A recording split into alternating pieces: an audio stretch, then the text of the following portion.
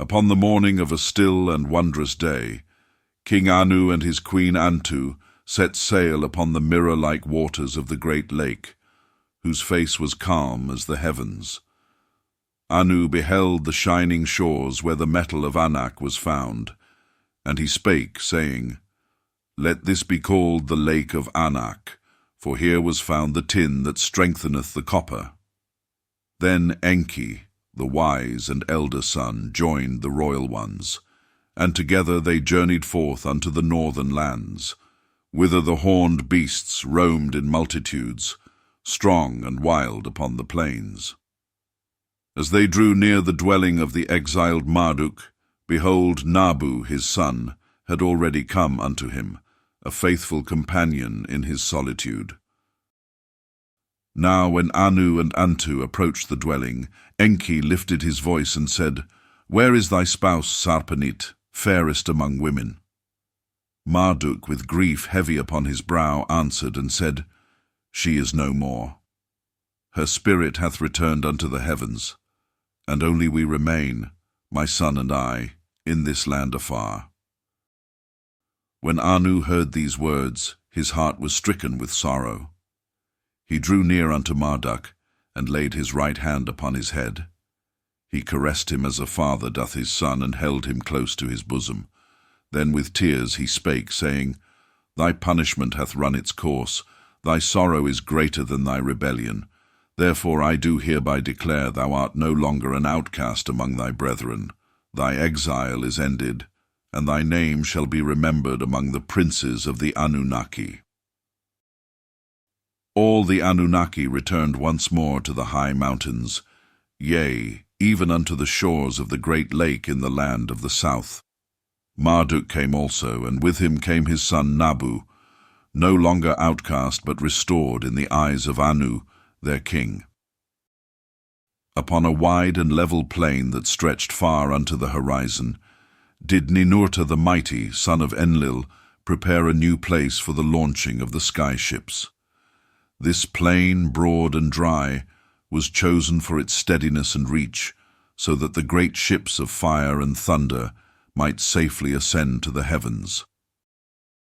There stood a rocket ship, gleaming in the light of the sun, laden with gold, prepared to bear the royal ones, Anu and Antu, back unto their celestial abode, Nibiru.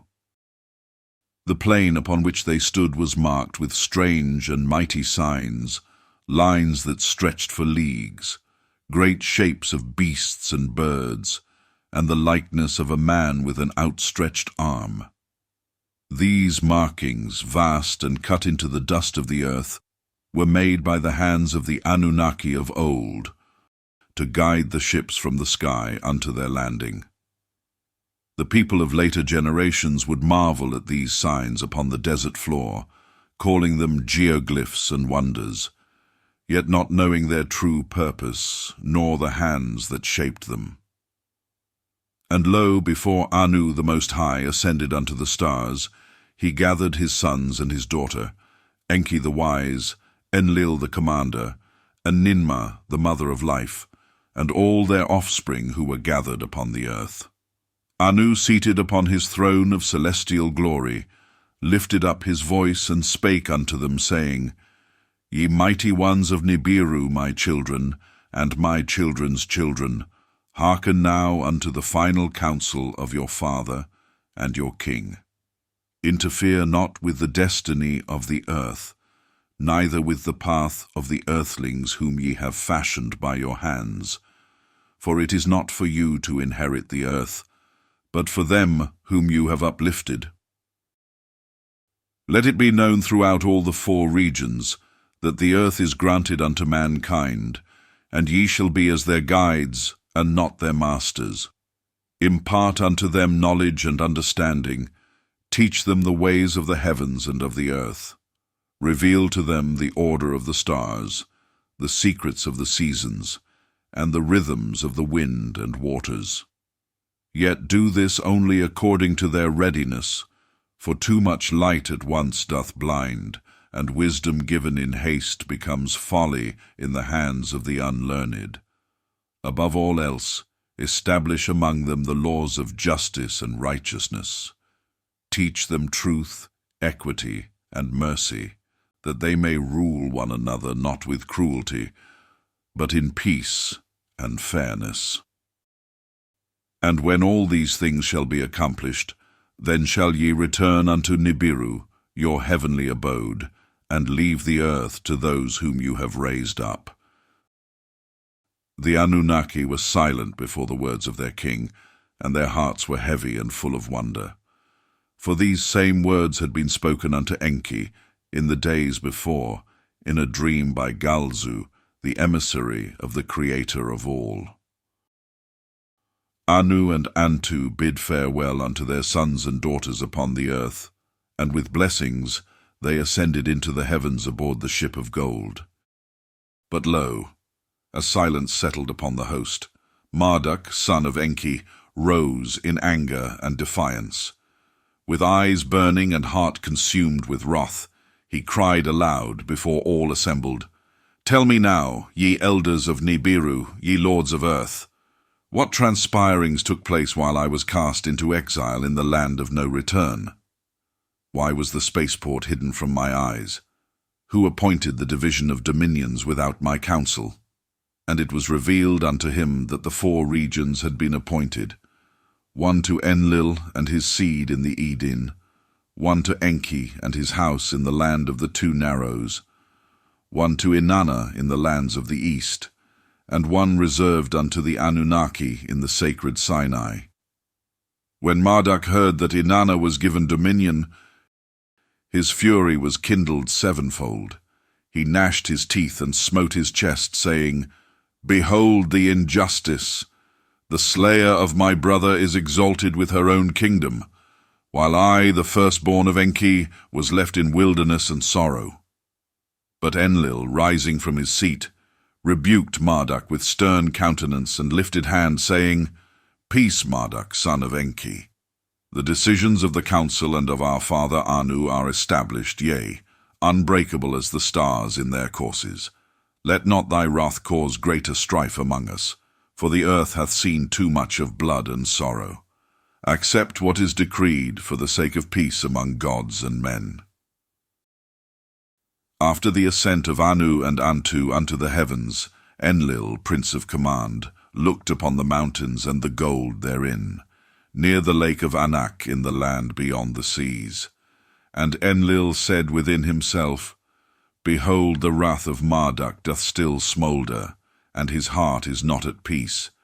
Let there be one set to guard the treasures of this land, lest strife arise." Therefore Enlil summoned Ishkur, his youngest son, and said unto him, "Remain thou in this land of high mountains, and be watchman over the gold that floweth from the rivers. Let no hand seize it unlawfully, neither Anunnaki nor Earthling." Ishkur obeyed the word of his father and tarried in the land near the great lake, while the others returned to the Eden in their separate sky chariots, each unto their dwelling. Then the princes and lords of the Anunnaki gathered together and spake among themselves, saying, "Let us mark this time, for great things have come to pass. The visitation of Anu, king of Nibiru, hath changed the fate of gods and men." And it was decreed by the assembly that a new measure of time be established, no longer in the count of the Shahs of Nibiru, but by the turning of the earth's own cycles. From that day forth, the reckonings of kings and the chronicles of mankind were written in earthly years, and the beginning of the count was named, the year of Anu's earthly visitation. Enlil, prince of the earth and commander of the destinies, lifted up his voice in the council of the great Anunnaki, and he proclaimed, saying, "Behold, I declare the beginning of time among men to be marked by the age of the bull, for the constellation of Taurus ruleth the heavens, and with it is my sign bound." The scribes of Nippur received the decree, and inscribed the number of the years upon tablets of clay and stone. In the city of Enlil was the count established, and it was reckoned from that day as year 1, around 3,760 years before the common age of men. This was the time of the sacred calendar, when the cycles of earth and the movements of the stars were aligned, and the watchers marked the sky for signs and seasons. It was the time when Nibiru, the planet of kingship, drew nigh in its heavenly path, being at perigee, close unto the warmth of the sun, and near unto earth. Swift was the voyage between earth and Nibiru, and the heavenly ships flew with ease between the worlds, bearing gold and the decrees of the gods. Thus was the count of time given unto mankind, and the stars of the heavens served as their signs to declare the ages and the destinies appointed by the Most High. And it came to pass, in the days when the earth was refreshed and the lands of Eden were restored, that the Anunnaki bestowed the gift of kingship unto humankind. In the land of Sumer, which is called the first region, between the great rivers Tigris and Euphrates, did civilization spring forth as a garden in full bloom, and the children of men were gathered and taught the ways of writing, of building, and of ordering the cities, that they might serve their lords and dwell in peace. Then said Enlil unto Ninurta, Thou art my valiant son and the protector of the word. To thee I give the city of Kish. Let it be the seat of the first kings of men. And Ninurta did establish Kish as the place of the royal scepter, and there kings reigned under the eye of the gods, and thus was kingship lowered from heaven. Then the lords of heaven, the mighty Anunnaki, taught the children of men the craft of bricks, how to shape them of mud, and bake them in fire. They showed them the art of building, that cities might be raised with walls and courts. And the cities of men grew, joining to the cities of the gods. For within the earthly dwellings, sacred precincts were set apart, consecrated unto the mighty ones.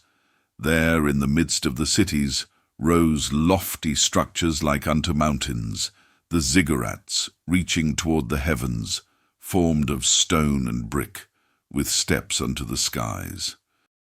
These were called temples by the sons of men, but were the abodes of the Anunnaki lords who dwelt among them in splendor.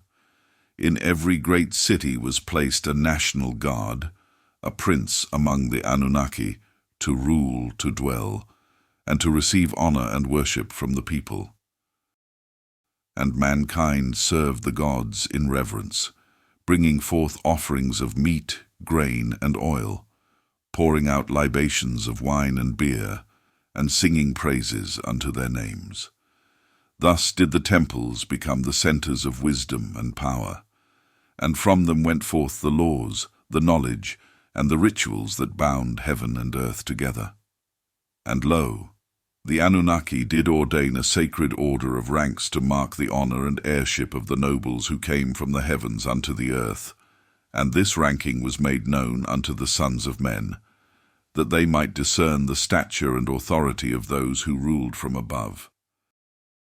To Anu, the king of heaven, the most high among the gods, was given the number 60, the fullness of royal measure. To Enlil, the rightful heir born of Anu and Antu, who was sister to Anu by blood, was given the rank of 50, a rank equal to none but his son.